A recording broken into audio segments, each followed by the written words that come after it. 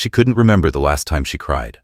But that night, in a rented room barely big enough for a single bed and the suitcase at her feet, Avery Grant sat down on the floor, unzipped it, and froze. Inside, there was nothing that belonged to her.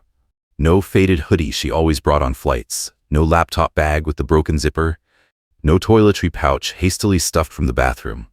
Instead, there was a perfectly folded men's suit that looked like it had never been worn, a dark velvet box holding an old pearl necklace, and a black and white photo. The woman in the photo was elderly, her hair completely white, her smile gentle, like someone who had loved deeply and never quite tired of it. Next to her was a man's hand, wearing a wedding ring. Just the hand, not the whole person. It was cut off halfway by the frame, just enough to make Avery feel like she had broken into something far too personal. Too wrong. She swallowed hard. Her palms started to sweat. This suitcase clearly wasn't hers. 3 hours earlier, everything had felt like a blur. Avery left the airport on the subway, packed in with the rush hour crowd, sweat and air conditioning mixing in the air, the cold cutting into her neck, even though her scarf was wrapped up to her chin. Her phone died right after she checked in her ticket, so she couldn't call anyone. Not that there was anyone to call. After 2 years working as a barista at an airport cafe, she finally built up the courage to file a complaint against her manager, the one quietly skimming cash transactions under the label of employee discounts. No one thanked her, no one backed her up. They told her she'd misunderstood and asked her to leave that same day. There was nothing left to hold her in that city. Avery remembered the exact moment she grabbed the wrong suitcase. The carousel was swarming with people, crying kids, flight delays blaring nonstop over the speakers. She spotted the light gray suitcase, identical to hers. Even the scuffed corner and the slightly off-color handle matched. The name tag was torn off, just a few threads dangling. She didn't think twice, hauled it onto a cart. At that moment, her only priority was getting out of the crowd and finding a place to charge her phone. There was nothing to warn her that this one decision would upend the entire next week of her life. In the tiny room, Avery sat still in front of the open suitcase. The suit smelled faintly of cologne, aged, barely there. The jewelry box beside it was engraved with 3 letters, ARM. A pencil note scribbled on the back of the photo read, Winter 1972. Her laugh still echoed. It felt like a message time forgot to deliver. She was about to shut the case when she paused. There, under the lining, was a strange seam. She ran her fingers over it. There was a hidden zipper. Her hand trembled slightly as she pulled it open. Inside was a slim leather document pouch. No name, no address, no sign of who it belonged to. She set it aside, leaned back against the wall. Her chest felt like it was pinned under a slab of stone, all because of a suitcase. One unconscious move, one wrong pull, and now. She had no idea what she was holding. The only thing she knew for sure, this wasn't something small. And without a doubt, someone out there was looking for this suitcase. Maybe, right this second, someone was lying awake. Because of her. Jasper Rose sat quietly on the wooden chair by the window, watching the streetlights reflect off the dusty glass. The clock had passed 3 a.m., but he hadn't slept a minute. The temporary apartment sat on the top floor of a building slated for renovation. No internet, no TV, nothing to distract him but the wind outside and the thoughts looping in his head. The only thing Jasper brought with him on this trip was a light gray suitcase. And now, it wasn't his anymore. He knew the moment he unzipped it. Instead of the brown wool coat he always packed for business trips, there was a frayed hoodie that smelled like coffee in every crease. No small wooden box holding his grandmother's keepsakes. No black and white photo he kept tucked next to his grandparents' wedding rings.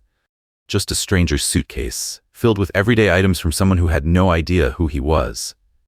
Jasper didn't get angry. That wasn't his way. But a heavy weight pressed into his chest, like someone had just taken the last thing anchoring him above the emptiness he'd been skirting ever since losing the last family he had left. He pulled out his phone, ready to call the airport, then remembered. He'd already left an hour ago. Walked through a nameless neighborhood. Crossed 3 blocks on foot after taxis stopped running in the rain. The only clue to the suitcase's real owner was a crumpled coffee receipt tucked into the side pocket. The name was smudged but still readable, Avery Grant. The name meant nothing to him. He typed it into a search bar. Nothing came up except a few inactive social media profiles and a post from an old charity center where she'd once volunteered. Jasper paused at the caption beneath the photo. Avery, the one who never said no to an extra shift. He leaned his head against the wall, the empty suitcase beside him, like a warped symbol of everything that had just slipped out of reach. It had been 2 weeks since his grandmother passed. She and his grandfather had raised him since he was a kid, after his mother left without looking back. Jasper had no photos of his mom, no letters. The only thing he kept after his grandmother died was a box containing the photo of his grandparents taken in the winter of 1972, and a handwritten piece of sheet music, an old melody she used to play on the piano at the nursing home where she worked as a nurse. Anytime Jasper asked about the past, she'd just smile and say everything worth holding on to was in that box. The free nursing home project he was building had been a promise to his grandmother. But the investment board had pushed back, calling it financially unfeasible. Jasper didn't need to hear more. They didn't understand what it felt like to be left behind in this world with no one. And now, with the suitcase gone, he really was alone. For the first time in years, Jasper felt so hollow he didn't dare fall asleep, afraid that sleep might take his grandmother even further away. He looked again at the coffee receipt. Below Avery's name were the cafe's address, the date, time, and order number. The place wasn't far. He stood, pulled on his coat, slipped the receipt into his pocket, and headed down the stairs. No one had asked him to track down a suitcase in the freezing rain. No one could guarantee that the photo was still intact in a stranger's hands. But Jasper knew this. If he didn't do this right now, something in him might never come back. And if luck was on his side, at the end of this road was a girl named Avery Grant, the one holding the only memory he couldn't afford to lose. Rain had started to fall by the time Jasper reached the small bakery at the end of a quiet street. He'd been walking for nearly an hour, following the address on the receipt, checking every window along the way for any sign that this wasn't a complete waste of time. The shop's sign was old, its neon flickering unevenly, but still lit. Inside, warm light spilled from low-hanging lamps, the air carrying the soft scent of fresh-baked dough and coffee. He didn't go in right away. Standing under the awning, Jasper peered through the window. A girl sat at a table near the glass, holding a paper cup, eyes distant as she watched the rain. Her hair was tied back loosely, a few strands falling around her face, dark coat. And next to her chair, the light gray suitcase. He knew it was her. Before he could step inside, the door swung open from within. Avery walked out, earbuds in one hand, the suitcase handle in the other. They nearly collided. She jolted back, eyes wary, grip tightening on the suitcase. "Are you following me?" she asked sharply, caught off guard. Jasper stood still, hands resting loosely in his coat pockets. He didn't step back. He didn't move forward. "No," he said. "I just want the photo back." Avery blinked. A few seconds stretched tight, like a wire pulled too far. "You're the owner of the suitcase?" she asked, her voice less sharp but still keeping her distance. Jasper nodded. "I think you're holding something that doesn't belong to you." She exhaled, soft, but enough to show her guard was starting to lower. Her hand shifted to the suitcase handle. She lifted it slightly, then slid it toward him. "I didn't take anything. I only opened it because I thought it was mine," Avery said, almost like a defense. "I'm sorry." Jasper bent down and checked the suitcase. He didn't open it, just looked it over, inspecting the outside. Then he gave a small nod. He didn't say anything, but something in his expression softened. "That photo," Avery said, hesitant. "Was she your mother?" Jasper looked up at her. His eyes weren't as tense as before, but they hadn't fully relaxed either. He didn't answer right away. 1 second. 2. "She raised me," he said, "more than a mother ever did." Avery gave a small nod. She didn't press further. But the way Jasper looked at the suitcase, like it held an entire world he'd lost, left her unsettled. "The cafe across the street has decent coffee," she said, her voice gentler now, "in case you're not in a hurry to be somewhere." Jasper didn't answer right away. He looked at her for a moment longer, as if trying to figure out whether the offer came from guilt or just plain courtesy. But Avery's eyes didn't flinch. Not awkward, not trying to fill space, just an invitation from someone who recognized when another person had lost something they couldn't replace. "You think I need coffee more than you do?" he asked, and for the first time, there was something close to a smile. Avery shrugged. "I just lost my job, but looking at you, I'd say you've lost more." They stepped back into the shop. The small table by the window was still free. Rain tapped steadily on the glass. The suitcase sat between them, a quiet witness to a meeting neither of them planned. Jasper ordered a black coffee, no sugar. Avery went with her usual iced milk coffee. They didn't speak for the first few minutes, but some silences don't feel heavy. They just make space for hearts to catch their breath. Jasper unzipped the suitcase and quietly took out the photo. He held it in his hands for a long moment before sliding it into the inside pocket of his coat. Avery watched him over the rim of her coffee cup, and for the first time since this all began, he didn't feel like a stranger. Just a person, like her, trying to hold on to something that once belonged to them. Neither of them left after the first cup. Then came the second. Not because the coffee was that good, but because the quiet between them didn't feel like something that needed rushing. Avery didn't ask what he did for a living. Jasper didn't ask where she lived. But somehow, those things began to surface anyway, as the conversation shifted. From the weather, to the past, to the kind of things people don't usually tell someone they just met. Jasper told her about the project he was chasing, a non-profit retirement home, a place where the elderly weren't pushed to the edges of society just because they didn't have wealth. He said it was the last promise he made to his grandmother. Maybe the only thing in his life he was doing that wasn't about money. Avery nodded, listening in silence. Jasper didn't try to sell her on it, didn't brag, didn't dress it up. He just spoke about it the way people talk about dreams they're still not sure they're strong enough to pull off. "The problem is," Jasper said, eyes fixed on the raindrops streaking down the window, "the board doesn't want me to keep going. They're pulling funding, want to dump everything into new assets, crypto, virtual tech, stuff with fast ROI and zero concern for actual people." Avery slowly turned the cup in her hands. "Because actual people don't bring quick returns," she said, almost like she was saying it to herself. He glanced at her. "You worked somewhere related to elder care?" "No," she replied, "but my mom did. She was a nurse at a care facility, nearly 20 years, until she found out she had late-stage cancer." Jasper didn't interrupt. "They refused to cover her treatment," Avery went on, her voice calm but steady. "Technically, her insurance was still valid, but they said she was no longer of working age, and based on their internal assessment, she was not in a recovery group worth investing in." She let out a bitter laugh. "The CEO said that, out loud." "I'm sorry," Jasper said quietly. "No need," she said, shaking her head. She passed a few months later.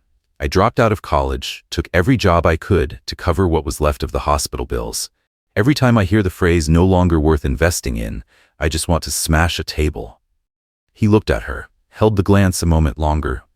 Not with pity, but with the recognition of something that lived in him too. "Seems like," he said, "neither of us were built for spreadsheets." She nodded. "Probably not." Neither of them reached for their phones. Neither checked the time. The flow of people in and out of the cafe had thinned until only the two of them remained, and a staff member cleaning up for closing. Avery grabbed her coat. Jasper lifted the suitcase. They stepped outside. No promises made, but nothing fully closed either. Avery simply said, "There's a used bookstore at the end of the street if you're still around tomorrow." Jasper didn't get the chance to answer. His phone buzzed in his pocket. He pulled it out, turned slightly to block the noise, and answered. "Jasper here." The voice on the other end was his assistant, tense, urgent. "We've got a problem. That final contract, the one you signed but wasn't officially announced, it's been leaked." He froze. "Leaked how?" "The new partner just received a version almost identical to yours, even has signs of internal notes," the voice said. "Did anyone besides you and me ever see that draft?" "Just me," and the voice on the line went quiet. "And what?" "There's a chance that, during the time the suitcase was lost, someone opened it." Jasper looked over at Avery. She was walking slowly along the sidewalk, hands tucked in her coat pockets, eyes following the streetlight reflections rippling in puddles. He tightened his grip on the phone, voice low and sharp. "We'll talk later," and hung up. Jasper slipped the phone back into his pocket, but his mind was already elsewhere. He knew the suitcase had been out of his hands for a day, but he also knew this. When certain things end up in the wrong hands, it's not just about loss. They can be turned into weapons. Jasper walked quickly toward Avery, the weight of the call dragging at him with every step. Before he could say anything, she turned around, her expression calm, but with a quiet distance now wedged between them. She looked at him like she already sensed something had shifted inside him. And not in a good way. "Something wrong?" she asked. Her tone was still polite, still composed, but Jasper picked it up instantly. She had pulled back. He hesitated. Part of him wanted to lay it all out, that the person who just shared coffee and quiet with him might have, intentionally or not, helped leak the most sensitive draft of his project at its most critical point. But another part of him said nothing. Not out of fear of being wrong, but because admitting the thought out loud meant acknowledging he was already suspecting the one person who had, in these past few days, made him feel even a little less alone. "It's just internal stuff," he said, trying to keep his voice even. "Thanks for today." Avery paused for half a second, then gave a small nod. "No problem." She was about to walk away when he called out. "Wait. Before you took the suitcase, did you open anything inside? I mean, aside from the clothes. Did you see anything else?" Avery stopped. Cold wind tugged at her hair. She looked straight at him, longer than she needed to. "I didn't snoop," she said slowly. "I thought it was mine, but when I realized it wasn't, I closed it." "Nothing else? A USB? Documents?" That last question shifted the air between them, heavy and sharp. She pulled her hand from her coat pocket and gripped the strap of her bag tightly at her side. "If something was in that suitcase," she said, her voice steady, "maybe ask the person who packed it, not the one who picked it up by mistake." Jasper said nothing. He hadn't meant to hurt her, but the words were already out. And the worst part was, he wasn't sure he was wrong. "You do know," he said quietly, "if that contract really got leaked from the USB, this stops being a mistake." "You think I work for someone?" she asked, not angry, just plainly disappointed, and that hit harder than shouting ever could. "No," Jasper replied. But his voice didn't carry enough certainty to erase the doubt. Avery gave a small nod, then turned away. "I don't need you to believe me. But if you think I came here for a contract, then maybe I should have left the moment we met." Jasper didn't stop her. He stood still on the sidewalk, watching her walk away, step by step, steady and sure. The next morning, Jasper returned to the temporary apartment. On the small wooden table by the window was a plain envelope. No name, no sender. Inside was a stack of documents, printed from an old office machine, unstapled. It was the leaked contract, with sections marked in red ink. At the bottom corner of the first page was a handwritten note. "I think someone close to you is selling you out." Jasper sat down, flipping through the pages. Each note in the margins pointed to something precise, details only someone with inside access would catch. References, language tweaks, timeline shifts. Things no outsider could guess. He opened his laptop and pulled up the original draft, the one saved only on his personal hard drive. Line by line, clause by clause, he compared them. Then he saw it, a detail so specific, so buried, that it stopped him cold. On the leaked version, one internal note stood out: "Revisit section C3 per M. Sanders' recommendation, legal delegation." Jasper froze. That line had never been shared. It was added after a private call, one he'd had with only one person, Mitchell Sanders, his personal lawyer and best friend for nearly a decade. Jasper sat still, unmoving. The room's dim light couldn't chase away the shadows gathering in the corners, or the growing hollow in his chest. If Mitchell had been the one to leak the file, then this wasn't carelessness, it was betrayal. He picked up his phone but didn't dial. In that moment, his thoughts didn't go to damage control or legal fallout. They went to Avery, to her eyes last night, clear and steady, to the way she'd said, "I don't need you to believe me." And suddenly, the thing that hit him hardest wasn't that the contract had been exposed. It was the sickening realization that he might have doubted the only person who had no reason to ever hurt him. The file in Jasper's hands still held the folds from the night before, but the anger had cooled. What remained was a vast, unnamed emptiness. He stared again at Avery's handwritten note. Nothing poetic, nothing demanding trust, just the truth. And maybe that's what made it cut so deep. There was no blame in it, just a warning. Quiet and sharp as a blade. The executive board had lost its patience. That morning, they called Jasper directly. No assistant, no pleasantries. "You have two options," one member said flatly. "Either sign off on reallocating the investment to the crypto portfolio as agreed, or we'll move forward with a vote to temporarily revoke your authority." Jasper stood by the window, fingers clenched around the phone, the city stretching out in silence beyond the glass, and everything inside him straining between what was right and what he was being told to surrender. "The Senior Care Project doesn't generate profit." The voice on the phone pressed on. "We've stayed quiet out of respect for your history and name. But if you keep letting emotion drive this, you're going to drag us all down with you." The call ended without waiting for a response. Jasper didn't need one. The message was clear. They weren't just threatening his position, they were coming for the last belief he still held on to. He unlocked his phone and dialed Avery's number. A cold, automated voice answered, "This number is currently unavailable." He tried again, same result.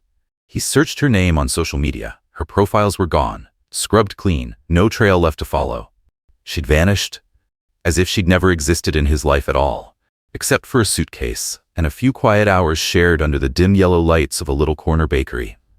In his mind echoed the voices of people who had always told him, emotion is a luxury in business. The more you trust, the more you lose. Kindness is a double-edged blade. But Jasper didn't want to live in that cold world. He couldn't, not when the image of Avery still clung to him. The barista who lost her mother to a ruthless system, who didn't get angry when he doubted her, who left a note she didn't owe anyone. Not when she had every reason to walk away, but still chose to leave him with the truth. On the way back, Jasper turned the wheel. Not toward home. He pulled up the old address listed in Avery's mother's records, the care facility where she used to work. It was on the edge of a quiet neighborhood with weathered brick walls and a fading gray tile roof. Inside it wasn't modern, but it was clean, still, calm. He stepped in, not sure what he was even looking for. Maybe just something, anything, to tie his faith back together before it snapped for good. Behind the front desk sat an older woman with reading glasses. Jasper softly asked for Linda Grant. She looked at him for a moment, then gave a gentle nod. "Linda Grant," she said. "One of the last truly kind people I ever worked with." Jasper sat down in the chair across from her, and they talked. Not long, but enough to piece together fragments of Avery he'd never known. She was studying medicine, the woman said. Bright, driven. But after her mother passed, she walked away. Told me something I've never forgotten. She paused, took off her glasses. She said, "I'm not cold enough to stand by and watch poor people die just because they don't have insurance." Jasper didn't respond. His throat tightened, like something inside him was closing off. Everything was suddenly painfully clear. On the drive back, the rain had returned. Fine droplets freckled the windshield. He sat in the car, engine off, hands resting on the wheel, staring ahead, but seeing nothing. For the first time since his grandmother died, Jasper cried. Not loudly, not with sobs, just two silent streams tracing down his face, as if they'd been waiting far too long for permission to fall. There was no sound in the car, but the weight of his own breath. The kind of breath that belongs to someone who thought they'd gotten used to loss. But this time, what he was afraid of losing wasn't in a suitcase, wasn't a contract, wasn't power or money. It was someone who had quietly walked out of his life, and he wasn't sure he'd ever find her again.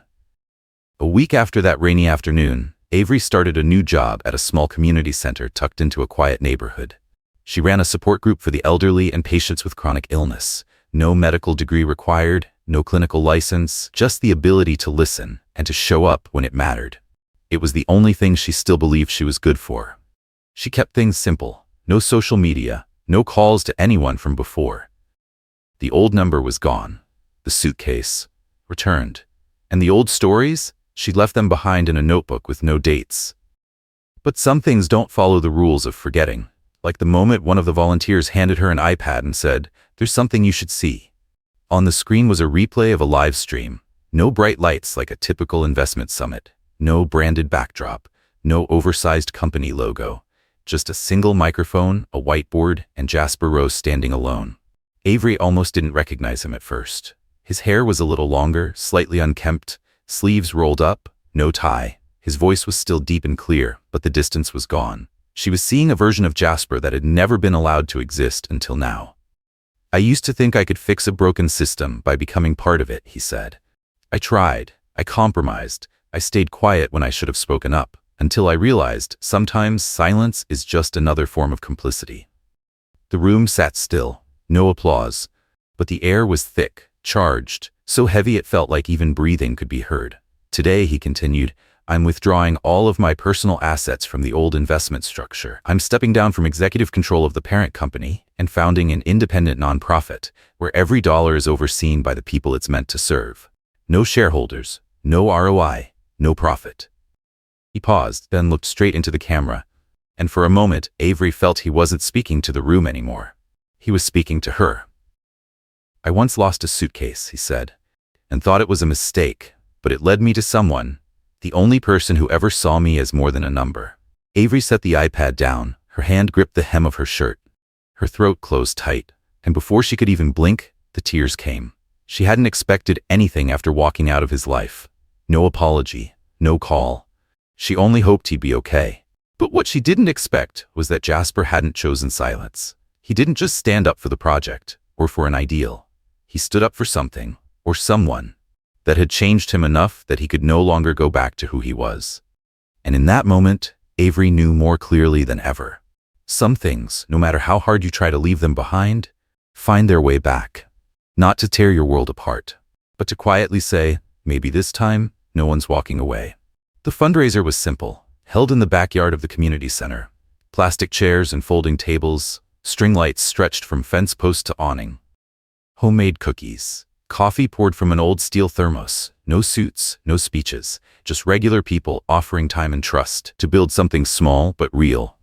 Avery had no idea Jasper would come. She was managing the baked goods table, mentally juggling the number of remaining servings, when she noticed someone pause at the drink station. She looked up and nearly dropped the stack of paper clips in her hand. He wore a charcoal wool coat, his hair neatly trimmed, his smile soft, not surprised, just a quiet hello after enough time had passed that no explanation was needed.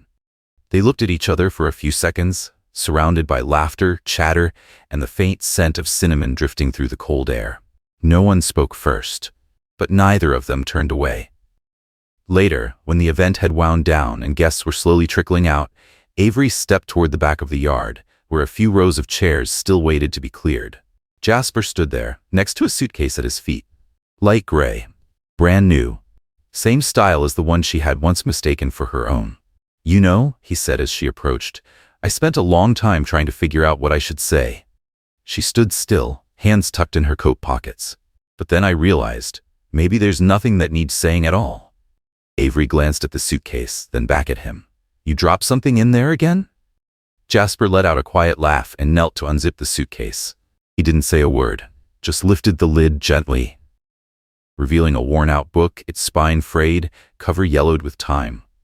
On top of it sat a single folded sheet of white paper. Avery picked it up, unfolded it. The handwriting tilted slightly, unmistakably his, so familiar it ached. "This is yours to write. I'll wait for your chapter." She didn't smile right away, didn't cry either. She just stood there holding the note, then looked at him, as if the whole world had narrowed down to this exact moment. "I hope this time," Jasper said, voice low and steady, "you don't pick up the wrong one. But if you do, I'll come find it again."